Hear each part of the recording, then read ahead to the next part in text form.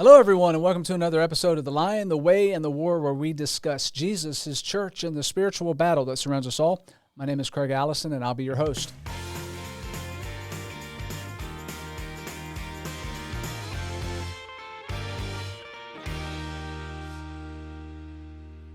All right, welcome back, everybody. On today's episode, I'm here in the studio with the Jack of all trades, or I should say the Jimmy of all trades, Jimmy Rothwell.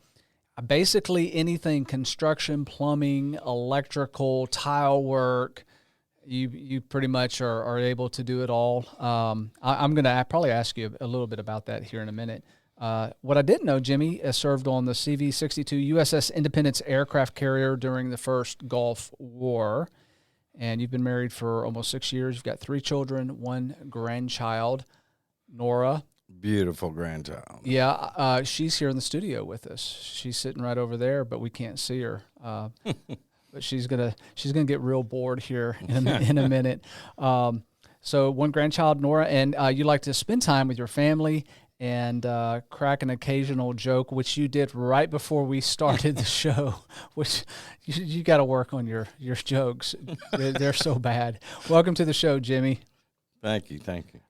So yeah, I didn't know about you serving on the aircraft carrier until you sent me this information. So what, were you in the Navy? Navy. Okay. And I was a pit snipe, machinist mate down in the engine room. Very hot. I bet. So what exactly did you do? We ran the main engine number 3. And we were damage control central for the ship if damage control central was knocked out of business. And all the shafts ran through our space. Yeah.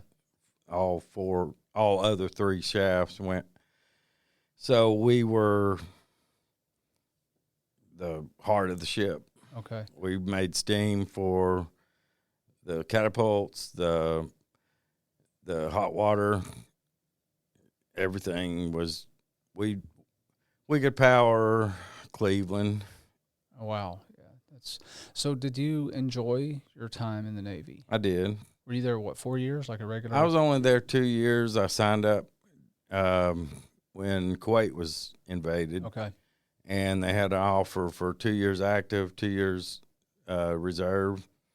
So I signed up for that, and my dad's dad passed away when he was 17, and I did not want to miss the time with him, or I would have stayed in.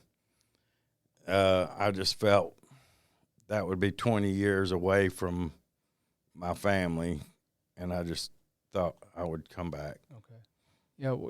Thank you for your service. I didn't know that you had served. Are you one of those like hardcore Navy guys like that? Like they're, Army, Air Force, Marines, those guys are all jokes, but it's the Navy that's, Well, I look at it like I was on a paid cruise ship. We got lobster, steak, shrimp, almost all the time, different, really good food, 4 meals a day. I've been from San Diego, lived in Japan, Korea. See, this is a whole nother side of you that yeah. I had no idea that. Been to Philippines a couple of times. Cool. Yeah. Did you get to watch any planes land? Absolutely. What you said? This was the USS Independence. What aircraft did it carry? We had approximately 60 planes and helicopters, F/A-14s, 18s, F-14s. Of course, this is in the 90s. And I got flown onto the ship when I got to San Diego, and I got flown off the ship when I left. We were leaving the Gulf, and it was my time to get out, so I kept going west and literally went all the way around the world in those 2 years. Now, when you said you got flown onto the ship and off the ship, like you literally landed on the aircraft carrier? I was in a cod. You sit backwards, so when you land, it gets you into your seat when you hit the arresting gear, Okay. and it got flown off in that helicopter. Did you get to ever like sit in the cockpit of one of the fighter jets, the F-18 or anything like that? I didn't ask, but no. Okay, that's pretty cool. Also, I wanted to ask you, how did you get into like the whole construction stuff? Because that's kind of been your bread and butter now for a while, right? That's you make a living doing that kind of stuff. My dad's dad and his uncle, or his brother, started a construction company, and from a factory they were working in, they decided to do this. They built them a toolbox and rode the bus to start with. Okay. So it started from there, and my dad was into it. And did he actually do any of the work? 'Cause I've never seen your dad. Yeah, he actually do did the work. He just, he would get in there and do it. But Okay. I've worked for him since basically 9 years old on breaks from school, and bought my first motorcycle when I was 15. Or bought not my first motorcycle, but the first one I bought was when I was 15. I got my first one when I was 4. You saved up money working for your dad? Yeah. Is that how you did it? So he actually paid you. You didn't have to work for free? No, yeah, he paid me. And this was before child labor laws, maybe. we won't get into that. I did it willingly. All right, so I've had a recurring guest on the show. Her name is Kelsey Thrash. For those of you that listen to the show, you know that she's a mental health counselor, and we've touched on some of the basic issues and struggles with addictions, recovery, but we've never actually she and I have never actually done like a deep dive. We've all usually veered off into like some different areas there. And I've spoken to you, Jimmy, on several occasions about your past life, and you have not had any issues sharing some of the issues and the struggles that you've had. You've actually, in our Sunday morning class, you've disclosed some stuff in front of the class too. And so I thought that this would be an extremely helpful podcast for folks who may either currently be in or have experienced the type of things that you have gone through and experienced in your whole life. So it's up to you as far as how much you want to share. So I'm just going to ask some questions, and if I hit something you're like, dude, I'd rather not talk about that, that's fine. We won't talk about it. So completely up to you. But I just want to kind of go backwards in time a little bit and basically start from the beginning. So you've talked about some of the things that you got involved with, and just walk me through like what kind of started the whole process where you started getting into a lifestyle that became problematic for you? Like, where did that all begin? Well, I guess the first time I ever tried anything was about 9 or 10 years old. Sniffing glue or? No, that was at the end. A friend of mine's parents would party and they had a box of roaches, marijuana, and we went up into a house that was being built on the street I live on now, Talitha Lane. I don't care. My sister Talitha. And I just tried it. That's not where I started. That's the first time I ever tried it. Okay. Where'd you start? I probably started between 13 and 15, and it started with marijuana. Okay. And, typically like the progression there is like alcohol and cigarettes, and then that opens, it's kind of like the gateway, and then kids, will do some pot or whatever.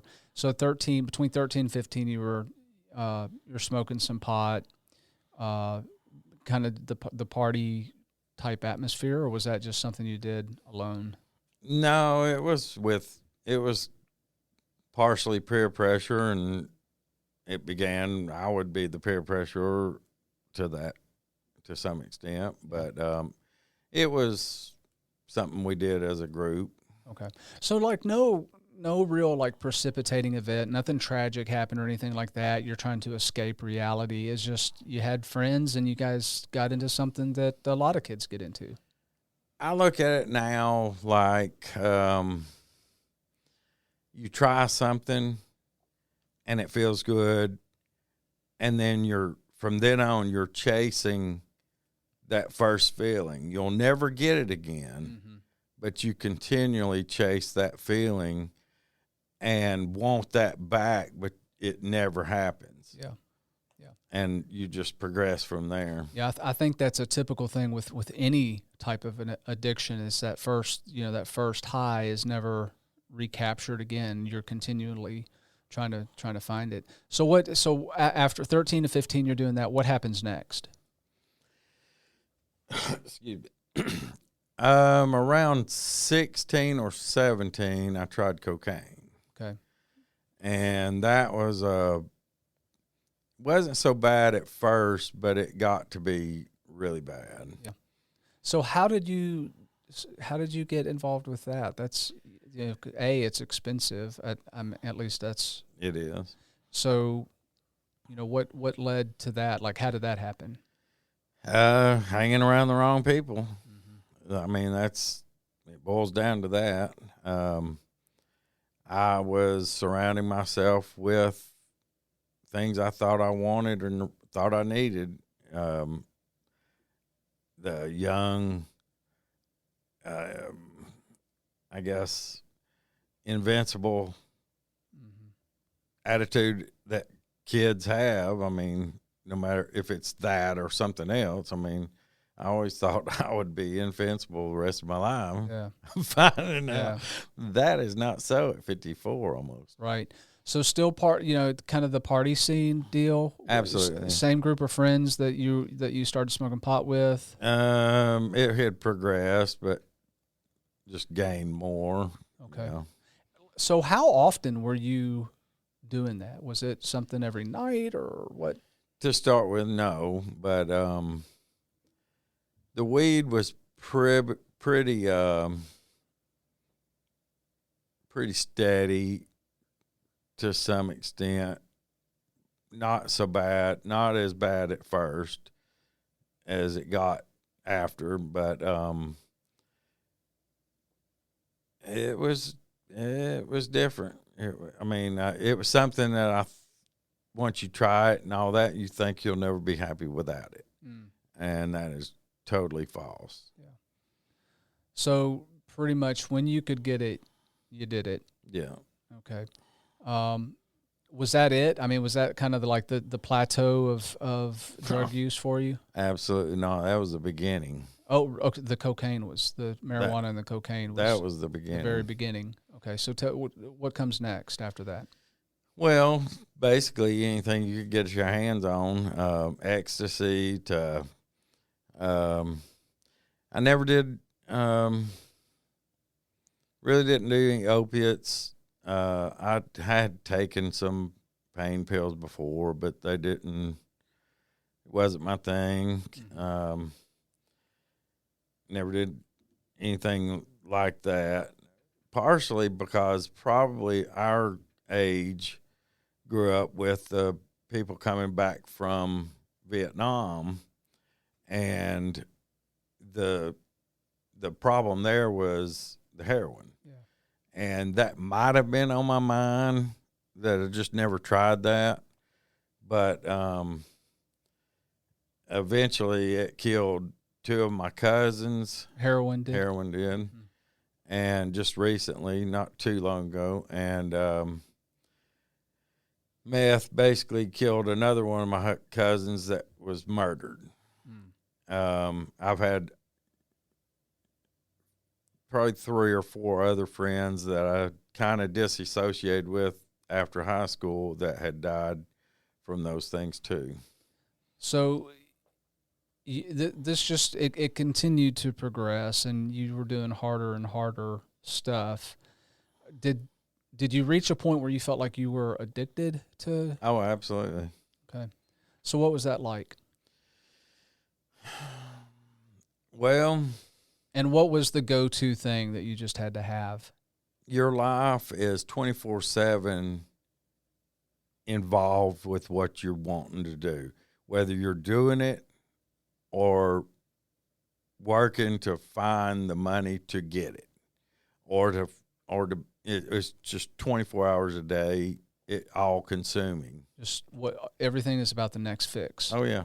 Yeah. So what was your go-to? Like what really just captured you, and you were just that was the drug for you, or was there one, and maybe multiple? I really probably the most damaging was the cocaine and meth.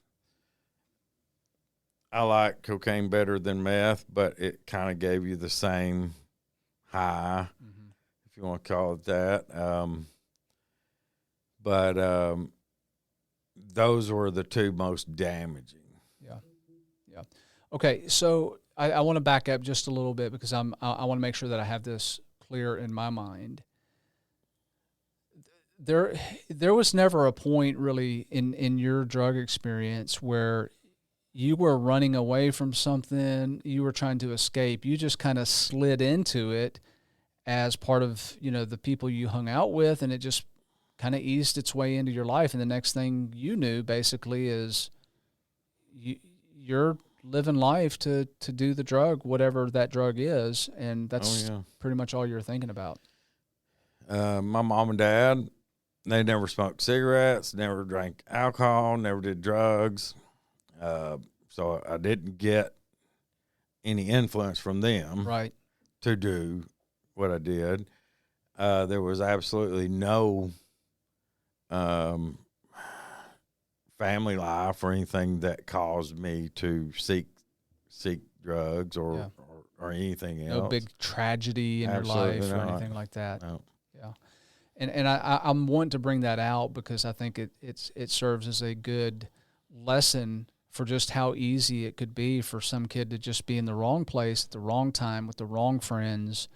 And then he wakes up, that good kid wakes up 5 years down the road and he finds himself addicted to, XYZ narcotic or drug or whatever. My go-to to this day phrase is I can say no to go around it, but I can't say no when I'm around it. So I choose not to go around it. That's people, places, and things, as well as the drug itself. So you're very aware of what's going to trigger you. Absolutely. What's going to put you back in that position. Well, I don't want that lifestyle anymore. Yeah. And I know the only way, I was told in rehabs, I went to a bunch of them,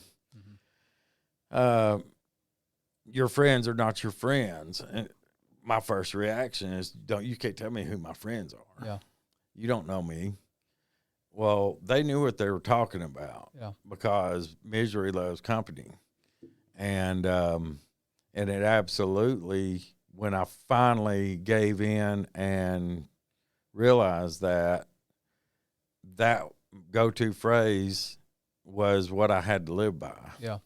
So let's talk a little bit about, because it's just a good transition now, because I don't want to get too into the weeds with, the details of your drug use, but I can sit here and logically think that probably there's a point in your life where you kind of hit rock bottom.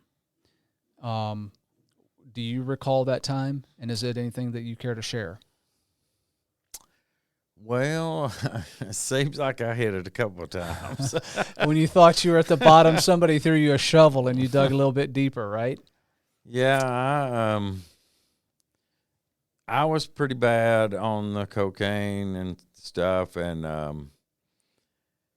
my dad came back to get the vehicle that he had got me for work because I wasn't coming into work, had the doors screwed shut. He wanted me to get my things out of the vehicle. I had to crawl through the bathroom window to get out. I mean, I was pretty gone. How old were you at this point? I actually shot myself in my stomach, side of my stomach.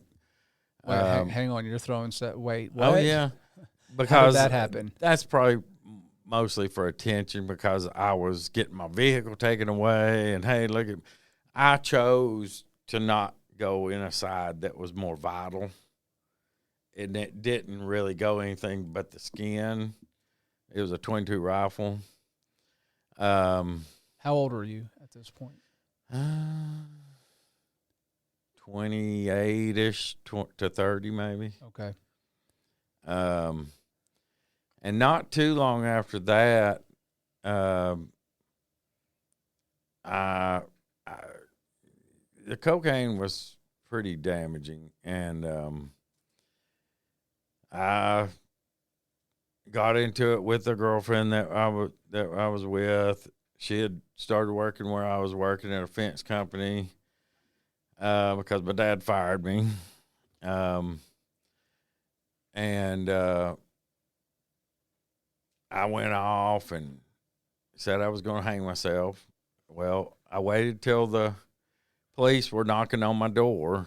I told them to come in, and I stepped off with a dog collar around my neck off my spiral stairs.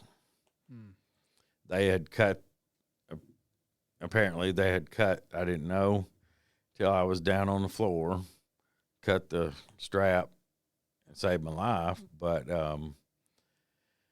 yeah, it's pretty dark places. Yeah, and that was at 28? Between 28 and 30 something, 31, 32 maybe at that point. Okay. Let's see. It was right around 2000, so that would put me at 29. Okay. Something like that. So you were serious about checking out? Yes and no. If I were serious about it, I wouldn't have waited for them to knock on the door and tell them to come in.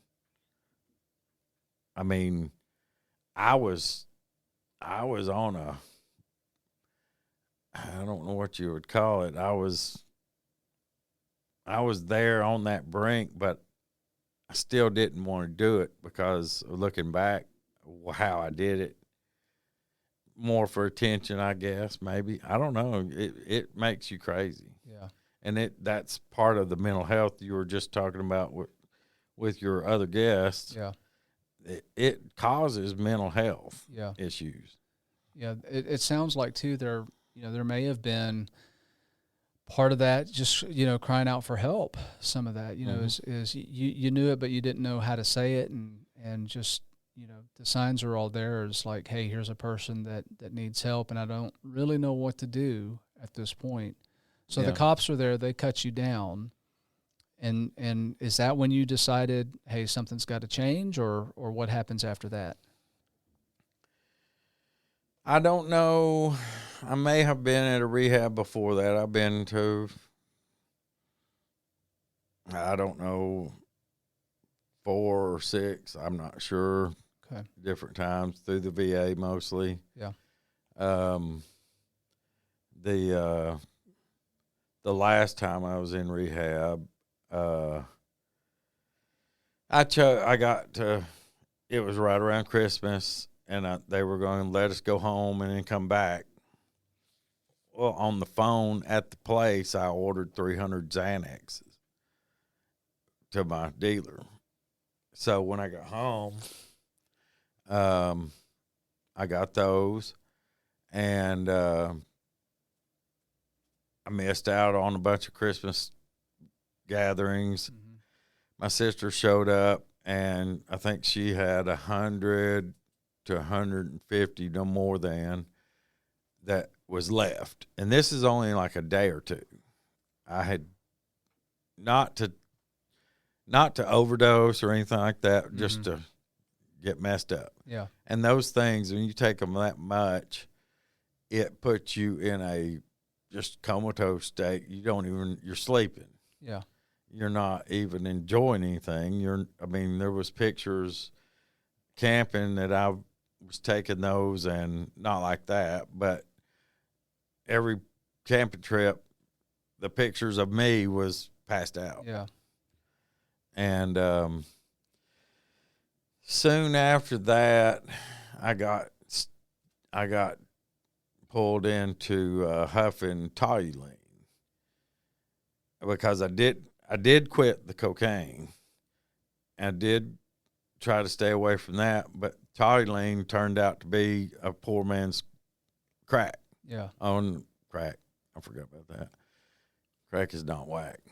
So, okay, so crack was part of the drug use too. Well, that's part of cocaine too, Okay. but yeah. All right. So when you said you did a lot of stuff, you pretty much you did the whole gamut of it. Pretty much, yeah. Okay. So huffentoluene. Huffentoluene was killing me. It was killing me rapidly. It's a paint thinner. Yeah. I mean, at the time you could get it at Ace Hardware. It was a sweet smelling. Some places you bought the toluene, it was not, and I couldn't do it. But the toluene from Ace Hardware was sweet smelling, so I was able to do it.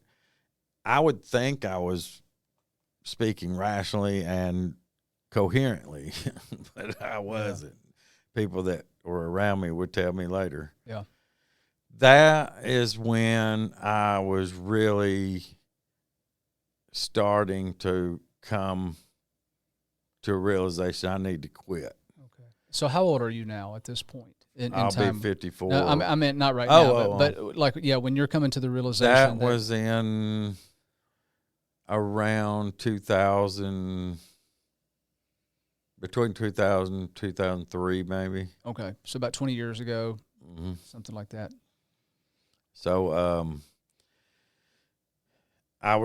I had a friend up. I went inside the basement. You would pour some in a bag and huff on it, kind of like you see these third world countries huffing glue or something. Yeah. And came back, and I actually told my friend what I was doing, and he didn't want to have anything to do with me. He wasn't on drugs. He was just a really close friend for all my life since I was about 3. And that was one point that I realized, I'm not doing right. Mm-hmm. And then it came to a point I was on my back porch doing that after this. And I was out there in the daylight, and it started getting darker and darker and darker. And it was pitch black. And at that point, I said, I want to live. And I could see again, it was the daylight. I called my sister, told her what was going on, went up to her house. That's probably the starting point of really doing something. Okay, so you're mid-30s now, roughly. No, early 30s. Yeah. Early 30s. You've done the rehab stuff maybe a few times already. It didn't really work. Well, it gave me the tools, but if you can have you can have a whole gamut of tools. If you don't use them, they're no use for you. Yeah. So you just really weren't to the place yet where you were motivated to make a permanent change. Absolutely. Okay. So early 30s. Do you have children at this point? Family at this point? No. Okay. No. So you're still a single guy, no kids. But you're getting strung out on whatever. So let's see. At that point, this might have been 2002, because at this point, I did stop abusing. I didn't stop smoking weed. I never really drank a lot. It makes me sick. Yeah. But I did drink beer. Yeah. But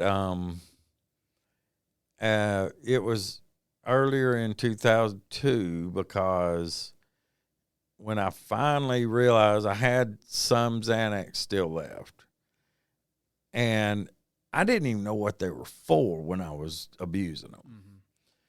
Well, I started just taking, because I didn't want to go back and get any more from the guy. Mm-hmm. So I just used what I had. I would just bite off a piece of it. And it helped calm my nerves, because I had been diagnosed with manic depressive, situational depressive, clinical depression. Mm-hmm. They didn't know what was wrong with me. Yeah. It was drugs. Yeah.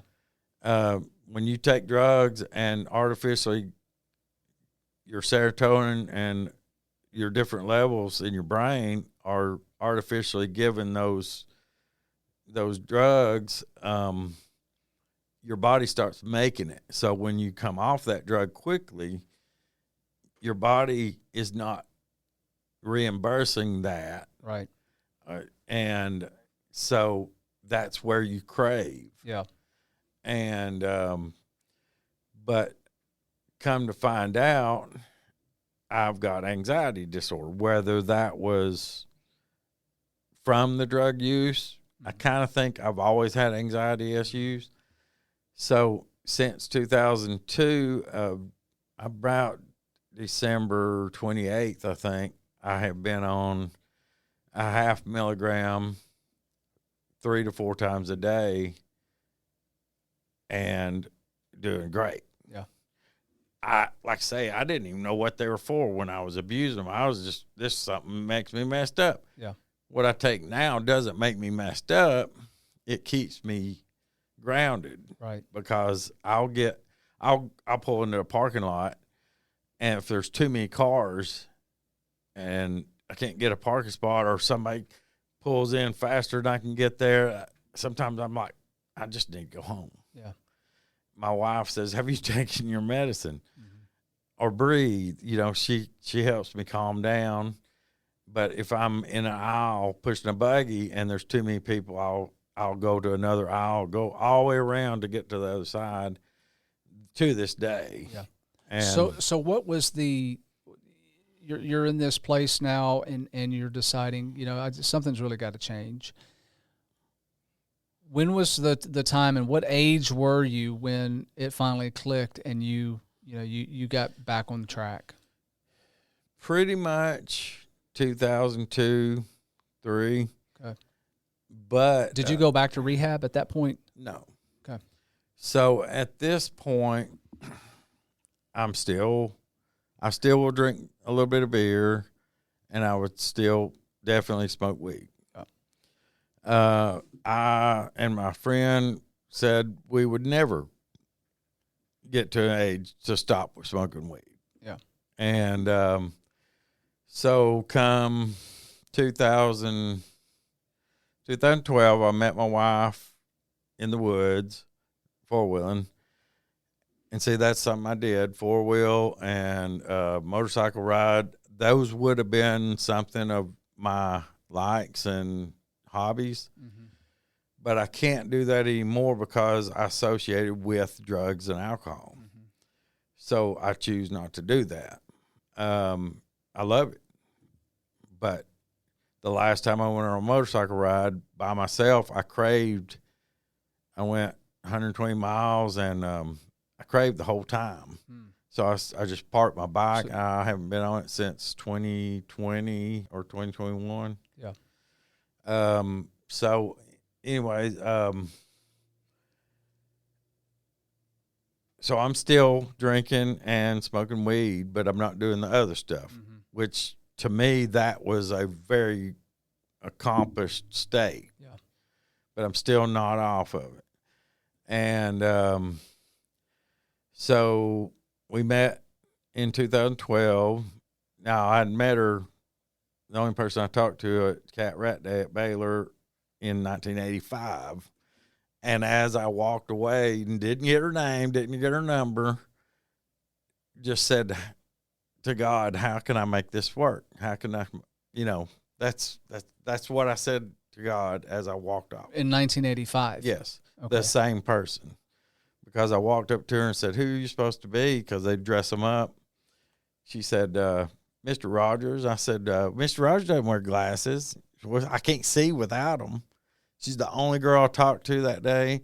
And apparently I'm the only boy that came up to her and talked to her, and we remembered that conversation. Okay. So you hadn't seen her since that time in 1985, and then you see her out in the woods. I had seen her a couple of other times in different circumstances, but it just didn't happen. I honestly believe God said, this is her, but you're not ready. So the end of 2011, I had to put my dog down, and I was at the end. I said, God, I'm content with being alone.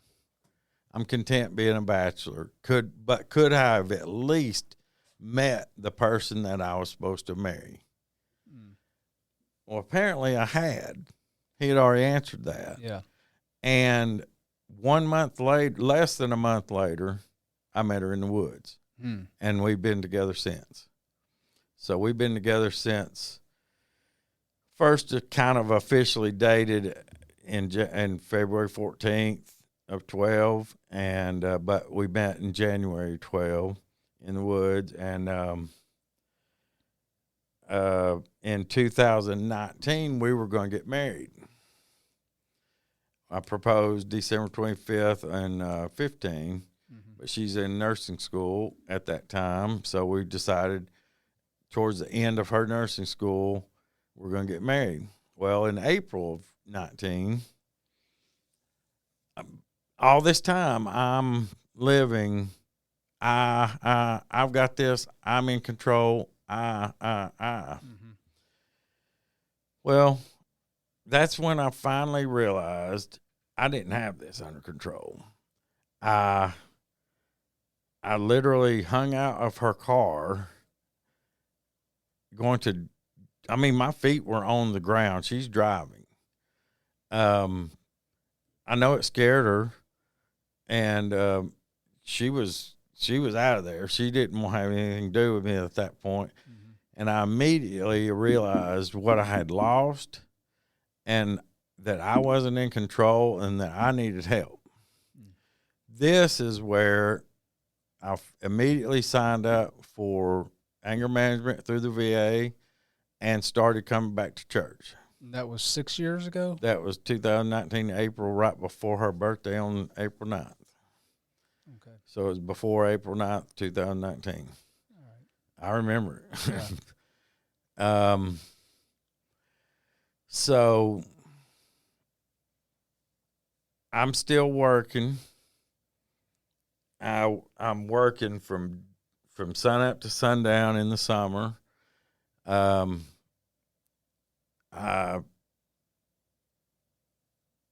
working on a church, building a church too.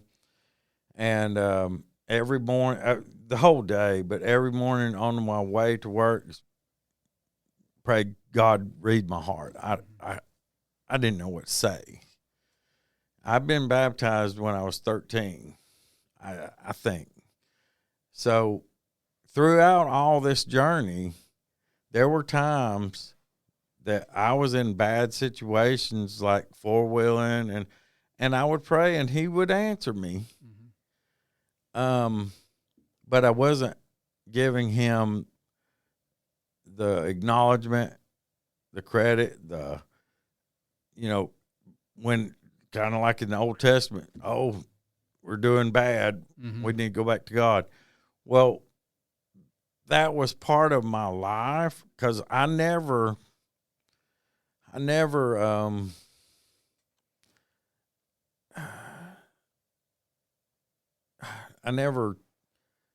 denied him.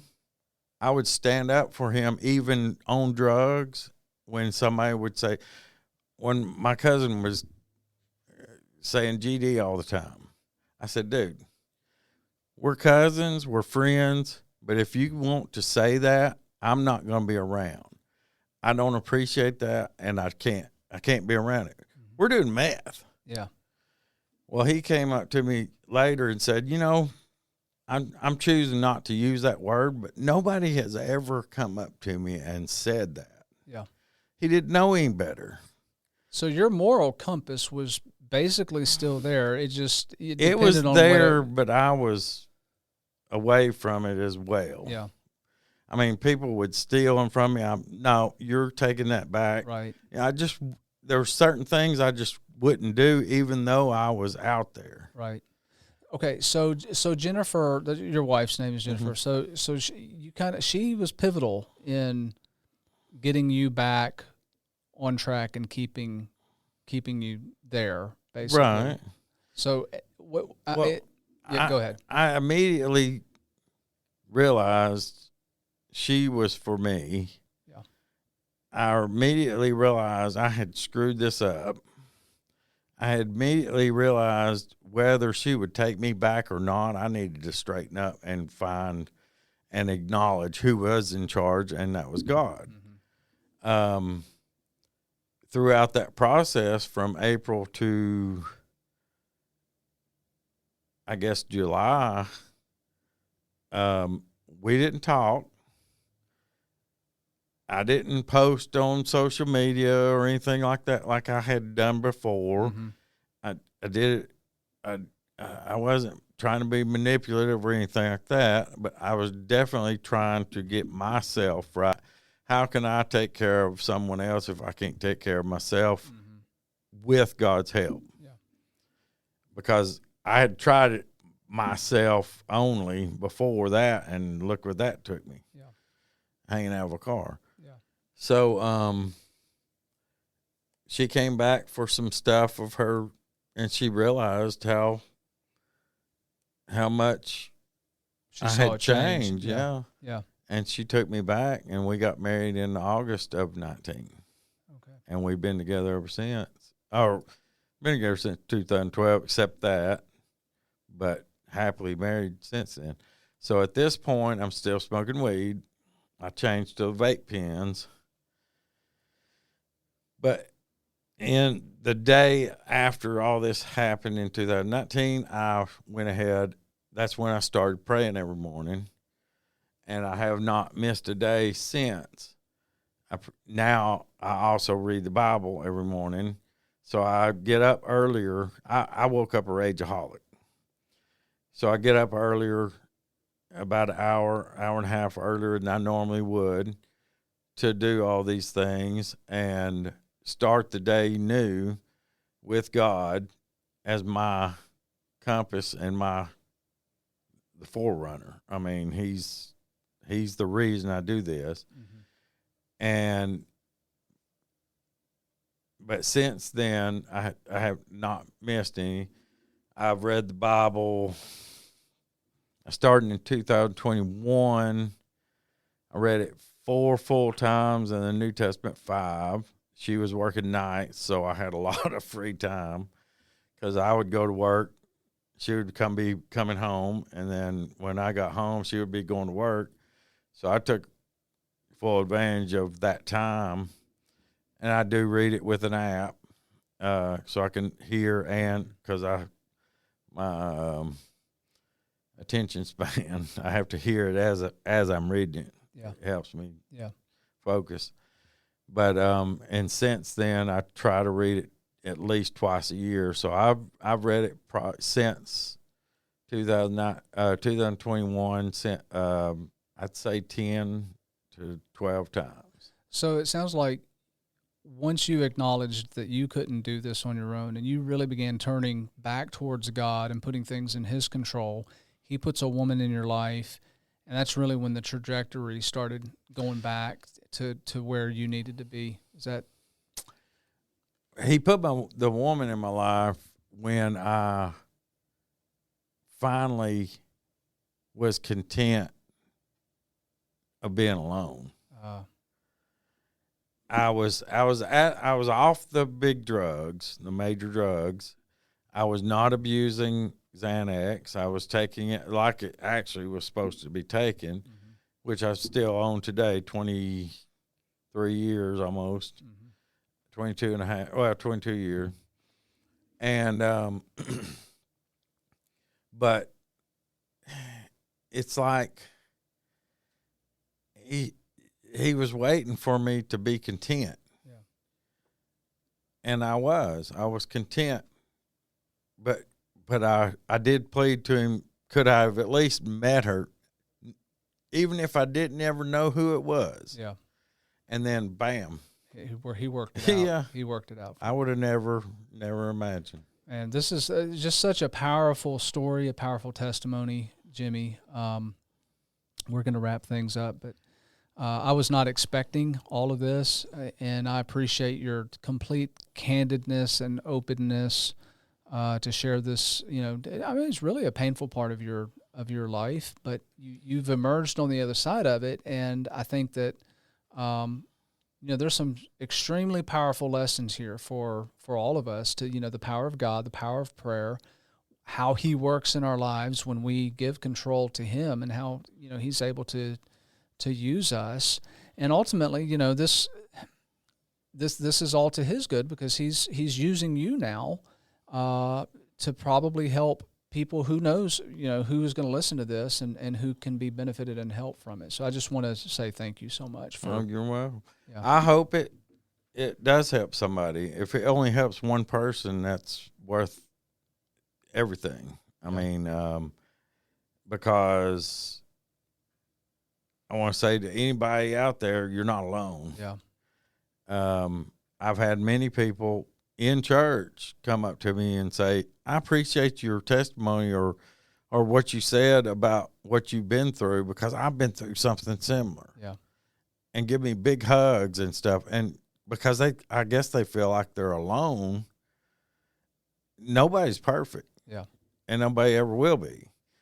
Even when we get right, we still do wrong. That's where we get to repentance. And that's one more thing I want to say. Mm-hmm. I never knew what repentance meant until about 2019, April. Repent, for the kingdom of God is at hand. Repent means to change your ways. Yeah. A lot of people don't know that. Yeah. They think it's kind of like confession. Yeah. Repent. No, it's change your ways. You're still going to stumble. You're still going to falter, but be in the mindset of asking for forgiveness, asking for guidance, and continue to get away from that. Yeah. So I didn't know that until 2019. Yeah. I mean, so anybody out there struggling with that, that's what that means. Yeah. Great observation. So we're going to close things out. You've got a passage of scripture that I'm going to let you read, and then we'll wrap things up. In some of the darkest places I've been, like literally dark alleyways and stuff like that, I would be scared, and I would always fall on Psalm 23:4. Yea, though I walk through the valley of the shadow of death, I will fear no evil, for the Lord is with me. Your rod and your staff comfort me. Mm-hmm. That was my go-to, and it would give me peace and a sense of, even if I get stabbed, it doesn't matter. God's got me. One of the scriptures I want to read, though, is for what good is it to my brothers if someone says he has faith and does not have works? Can faith save him? If a brother or sister is poorly clothed, lacking in daily food, and one of you says to them, go in peace and be warm and filled, without giving them the things they need for the body, what good is it? So also faith by itself does not have works is dead. But someone will say, you have faith and I have works. Show me your faith apart from your works, and I will show you my faith by my works. That is not saying works save us, but to have true faith, you will end up having the works. Absolutely. And to not give up and trust in God. Yeah. Thanks again, Jimmy. Powerful. This has been just such a powerful interview episode with you. So thanks so much for being very open and candid. All right, folks, give us feedback, share, subscribe to our YouTube channel if you like what you see. Tell other folks about it, and consider becoming a sponsor of our show. Speaking of sponsors, Ministry League is one of our show sponsors, and they have a great app, so you might want to look at downloading that app, and I think you'll be pleasantly surprised. Also, tune in to our Digging Deeper After Sundays podcast, also out of this studio, which happens every Sunday afternoon, and we put that out on Mondays, sometimes Tuesdays. Until our next podcast of Lie in the Way in the War, love one another, be kind to one another. Remember, the creator of the universe loves you so much that he gave his only son for you. Have a blessed day.